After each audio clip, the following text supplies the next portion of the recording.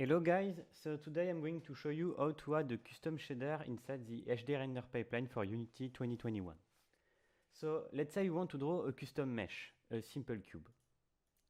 And we want to apply our own shader which came from code and not the new shader graph approach.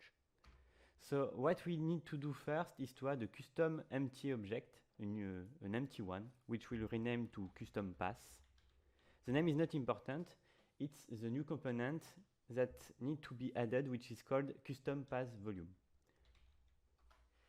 Here, the idea is we want to try to inject our code, our rendering code at a given time during the frame generation. So to draw a simple frame, there is some different paths, and we want to add a new one, which are custom code.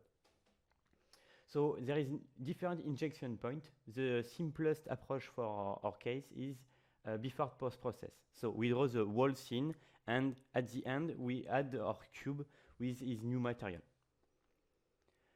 So now we also need to add the custom pass. So we have two choices, draw renderer and full screen custom pass. Full screen is for working on the whole final texture, and for geometry is draw renderer.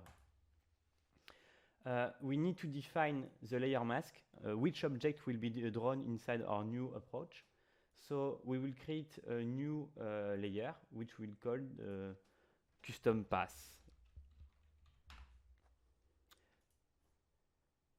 We also need to define the final material that will be used inside our pass. So to do this, we go to our material folder and we create a new shader.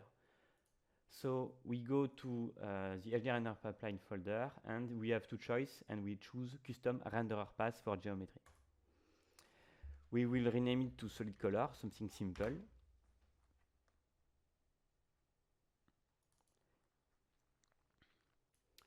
So if you look to the file, it's very simple. It's only 100 lines of code, and it's made of different include files. The approach made by Unity is that we need to override the method and provide information about color and the geometry. Actually, this information will be used by the different passes of their rendering engine to provide information about shadows or, for example, reflection. But we can make something more simpler if we actually look to this include and the content. We will see that it's defined two methods, vertex and frag. And if you actually worked with the standard surface shader approach, you will see that it's very similar. So we can copy paste this code. Actually, this include is very important because it gives information about the different structure of the shader, the input structures. And if we go back to our code and remove all the things that we don't understand, because we are kind of stupid, and keep only the new approach, we will see that we have our vertex method. We don't care about tessellation because we don't know what it is. And we keep only the vertex and the frag method. We can try to make it more simpler. We remove everything and only keep the final color, which will be a light blue. Up. I like to have my include at the same place.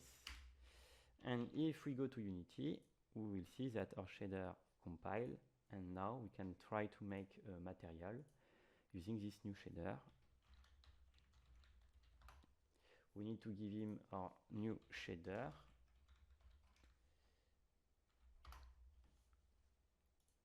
And now we can go back to our custom path. We need to actually use our new layer and remove the default one, and we give him our new material. And now we need also to actually use our new layer on our cube, and as you see, it's using our custom shader. So this approach is very simple, and it looks a lot like the standard surface shader one. But as you see here, we have shadows, and actually this shadow come from the default material used by your cube.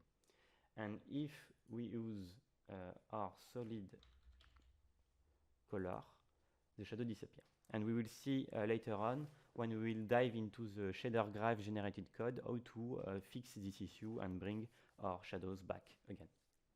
Thank you, everyone, and see you next time.